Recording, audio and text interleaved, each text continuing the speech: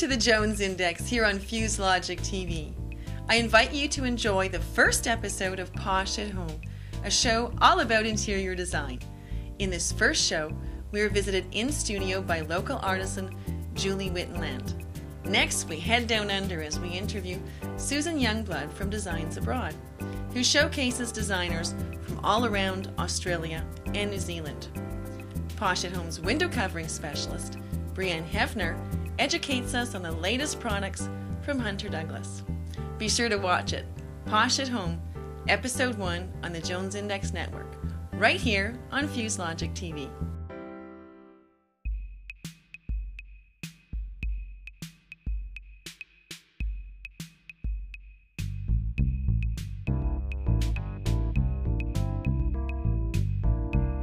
Hi everyone, welcome to Posh at Home, and my name is Sam.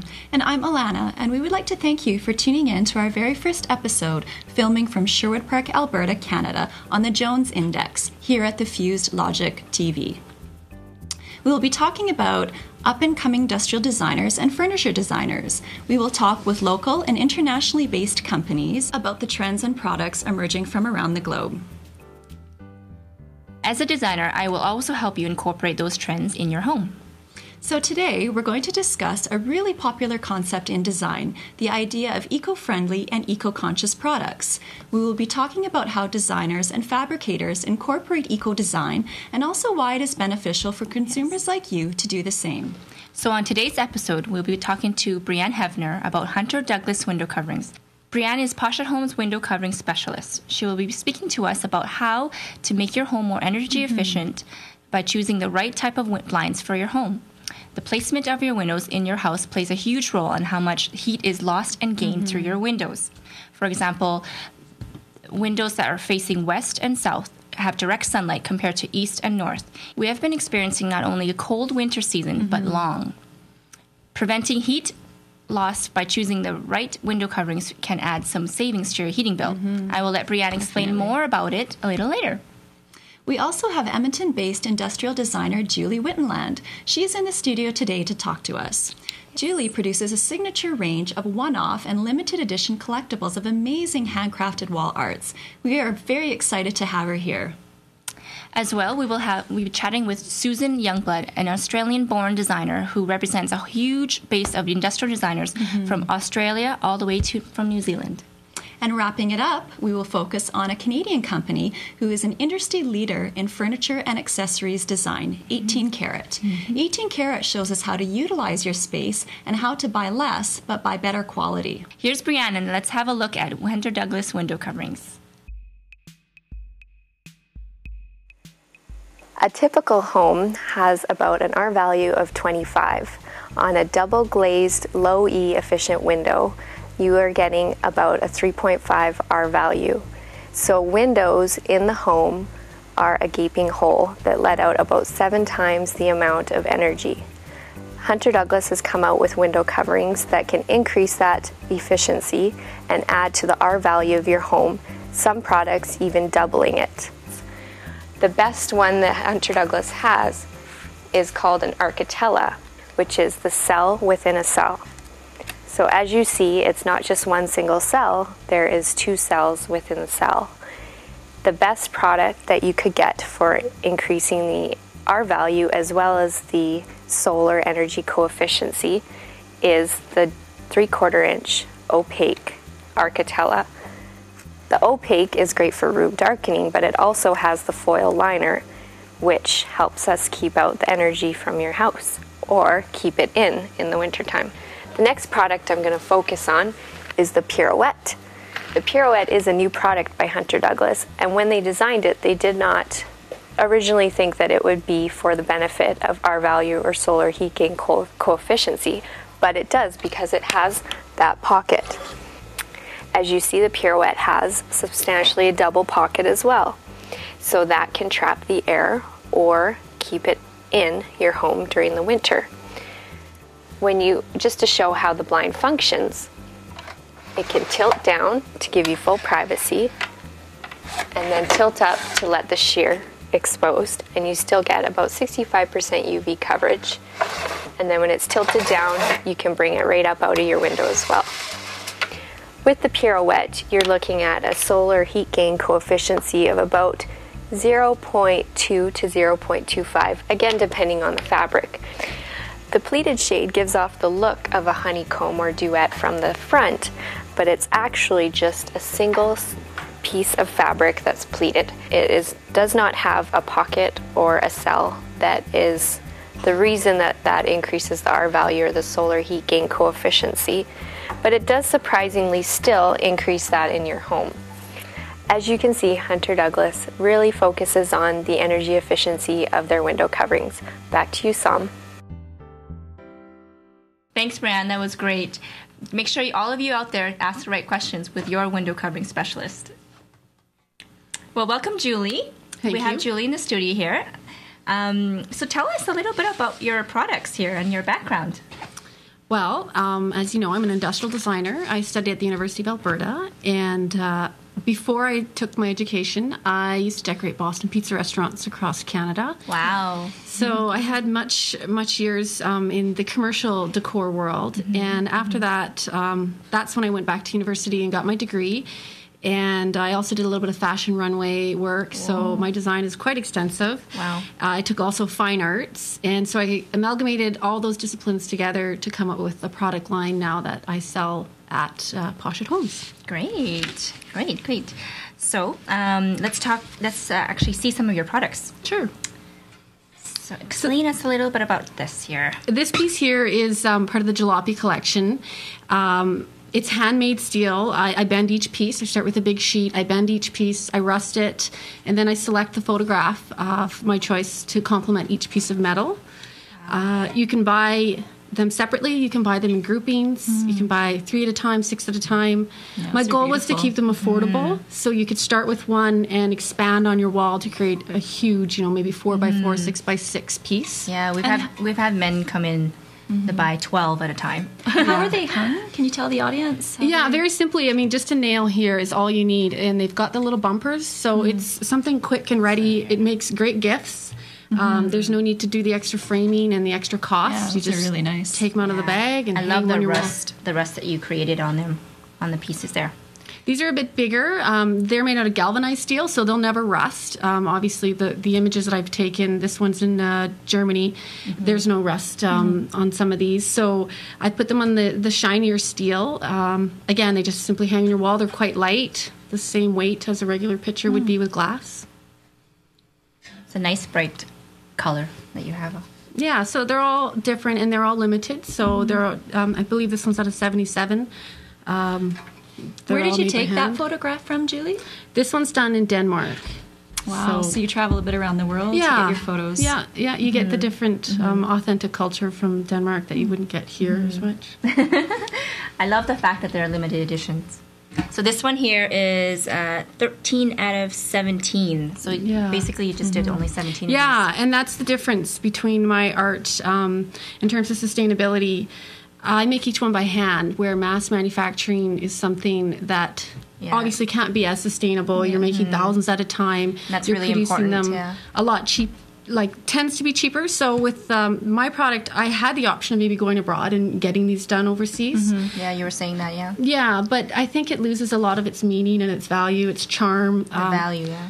It's done by hand. There's some soul put into it. And my purpose is for people to hopefully buy these, love them, cherish them, and therefore keep them around a lot longer. Now this is my favorite one with the bike. It's actually quite popular at Posh at Home as well.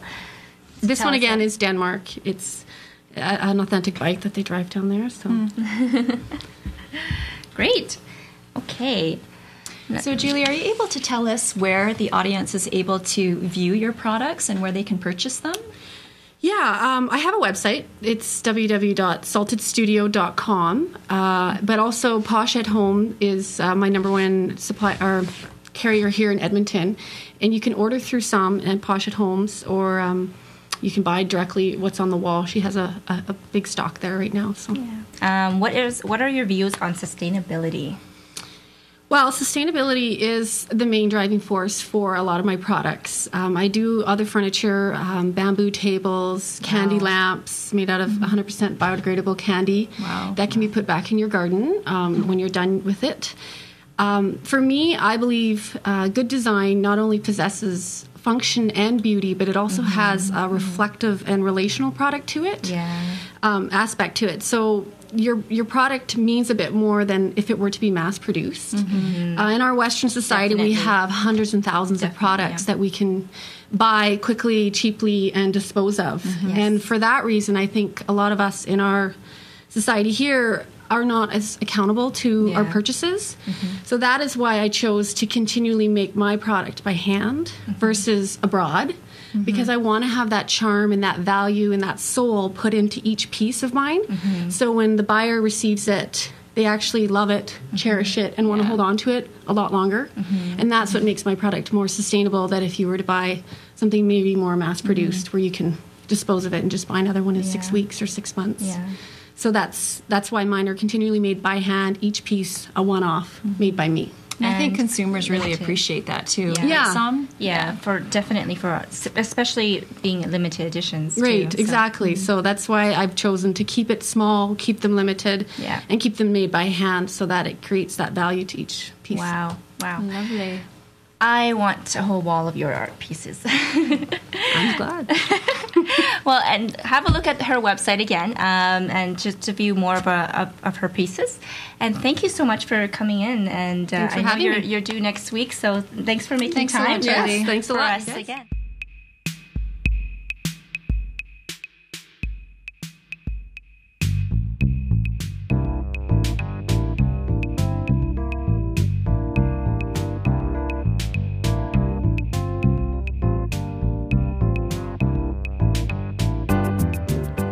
Now let's speak of designs from Australia and New Zealand as compared to North American design. We are excited to have us on Skype our friend Susan Youngblood. Susan, are you there? Hi, I'm here. Hi, Susan. How are you? Hi, Tom. How are you? Good. Thanks so much for joining us. Thank you. I'm glad to be here. What time is it over there? It's 10 after 9 in the morning. In the morning. Okay. And I wanted to ask you, how is the weather down there? Melbourne has just finished a 10-year drought, and we've been having lots of rain lately. And today there's no rain, but it's very cloudy. Oh, well, it's better than snow. Oh, and better than drought. Yeah. Okay. So I just wanted to ask you actually a little bit, couple questions here. Let's start off with what the trends are for spring and summer season. Can you tell us a little bit about that?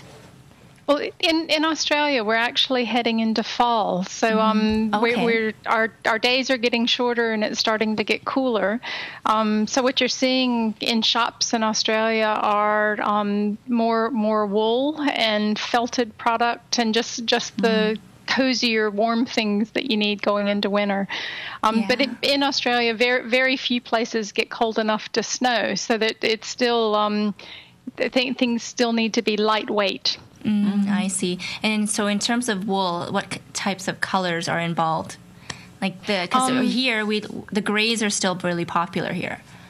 Yeah, it's pretty much what you see in store is very natural colors. So if you can picture an autumn landscape, those burnished browns and oranges are very, very popular in Australia. Oh, wow. So, Susan, are there any up-and-coming designers that you can tell us about? Australia has a very strong design community, and there are always new designers that are becoming known and whose products you see on the market. Yeah. So there's not any one in particular that stands out, but I'm always watching and excited about seeing the new fresh faces and new perspective on design. Yeah, great. Well, that's definitely your products from Designs Abroad has just a wide range from all the way from bowls to all the way to big art pieces for your gardens or for your indoor as well. It's great to see that. A lot of beautiful design trends from all around from that side of the world. We've noticed that there is a definite eco-trend with the products that we see from New Zealand and Australia. Can you talk to us a little bit about more about that? Sure. In both Australia and New Zealand, the manufacturing sector is fairly small. So what helps differentiate Australian and New Zealand design in general is needing, or what's taught from a very early stage of design is the need to focus on the design philosophy from the very beginning. So the inception of, what products are going to be used, how it's going to be manufactured, what happens to the product at the end of its life cycle.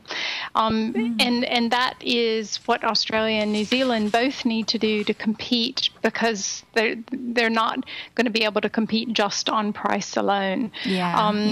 What that process tends to do is produce product that naturally fits with the environment better.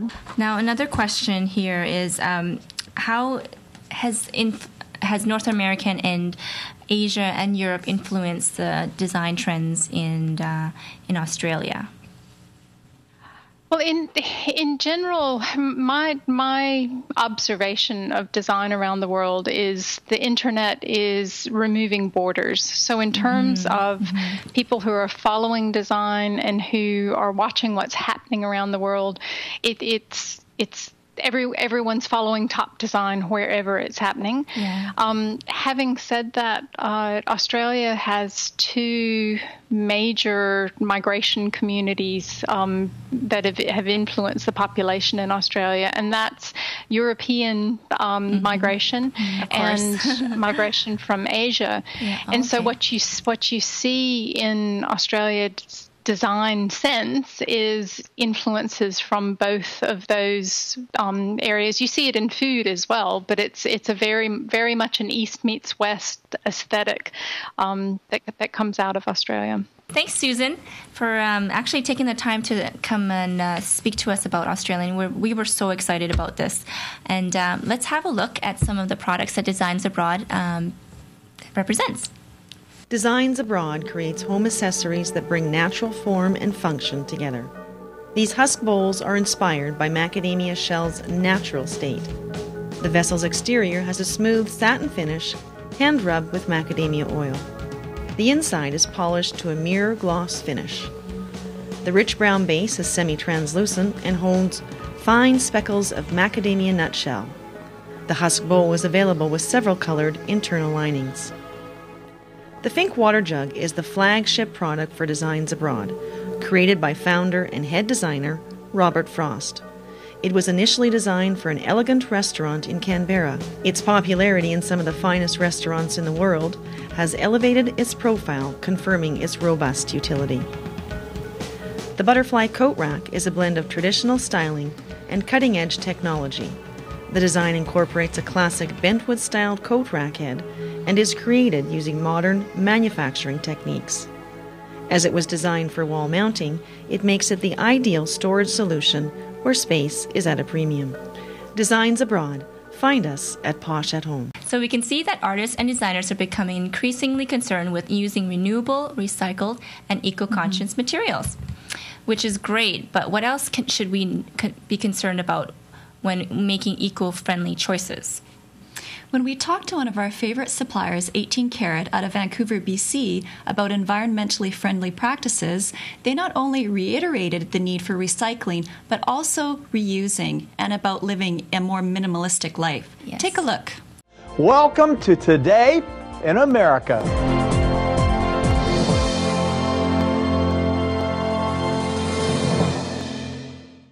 From old world to traditional and contemporary to modern, homeowners today have a myriad of stylish designs for their spaces.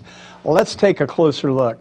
According to a British insurance company, the average person in that country has almost 3,400 cubic feet of possessions they rarely, if ever, use. It is estimated that the average American could fill a 40-foot shipping container with useless stuff. Another statistic says we spend 1 year of our lives looking for lost items right at home. We live with twice as much clutter as we did 30 years ago, and most of it consists of cheap items that were never designed to last. The marketing industry is very effective in persuading us to acquire more and more things. The minimalist philosophy suggests that it would be best for us to scale down our ecological footprint with a mantra of less is more. Our products are manufactured in many developing countries around the world. We feel that it's important to go to the places where our products are made, to get to know the people who are making them, to see what kinds of environmental or social issues they may have. And it's important to us that we feel that we're making a positive contribution to improving any of the conditions for the workers in those places. A center for fashion-based interior design accessories and contemporary furniture based in Vancouver, British Columbia, 18 Carat approaches home decor from a reductionist perspective. The company espouses simple, elemental design using natural materials. Possessions are important in our lives, but we need to be more selective in our purchases and surround ourselves with a small number of elegant things. There should be things that are worthy of the space they occupy. Things that were made without unduly harming the environment and which complement the space in which they live. Our product is special because it's made by real people. Craftspeople we have a deep appreciation for. Their skill set is second to none, and each piece that they design has its own story. We like to pass these stories on to the consumer because telling the story to the consumer connects the people to the product. Our concept is simple. We develop 2 new collections every 6 months. We design it around minimalistic type living. Interior decoration should not be approached from the viewpoint of filling every bit of empty space. It's not a competition to see who can acquire the most stuff. Also, taste is something that doesn't need to be stated loudly. Even the most devoted owners will tire of oversized or garishly colored objects fairly quickly. When I design a product, I'll scrape away all the unnecessary elements and try to focus on what truly matters to it. If you buy something that's beautiful and it functions, you will keep it for a long time. If I know someone loves something I've designed, they get what I put into it. With every piece that I designed, I try to put a piece of myself into it. I try to be passionate about the work that I do. The first step is to cleanse the palette by clearing out all the useless possessions from the home. Professional organizers who work with compulsive hoarders offer this litmus test. If you don't need it or love it, toss it. Introduce new items into this environment slowly and know when enough is enough. The space itself will tell you it is full. It may become apparent that some professional help would be beneficial. To deal with contractors, you have to gain their confidence. And you have to gain their confidence in that they respect your ideas.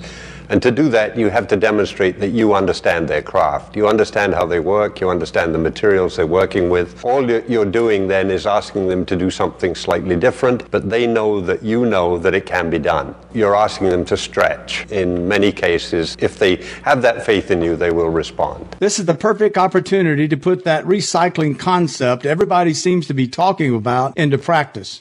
Old or discarded objects can be repurposed to serve as attractive and practical items in the home. This way, everybody wins. The homeowner gets an interesting decoration to display, and the environment is spared one more object consigned to the landfill. I think you should walk into the room and have a sense of well-being where the colors are restful or belong together in some way. And it's a sense of the room. It's not any one thing, but it feels clean, it feels open, and it becomes a place where you can relax, and it provides a place to think. We come home, we relax and feel good and know that we can release a lot of that tension that we felt all day long. It is a simple matter to reduce and live more beautifully, more responsibly, and with less anxiety. Buy less, but buy better quality. Keep it natural and comfortable. To summarize, use renewable materials, reusing or repurposing the product once it is no longer needed. Buy less, but buy better quality. Yes. So here we have it. Thank you again for tuning in to Posh at Home on the Jones Index. We look very forward to speaking to you again and to some fantastic guests that we have lined up. Yes, we do have some fantastic guests lined up. So do you have a suggestion for an upcoming show? Do you have a design question that you would like to talk to us about? Send us a tweet or email at lifestyles@poshathome.ca. Great. Thanks again. Until next time, everyone, have a great night. Good night. Night. Thank you.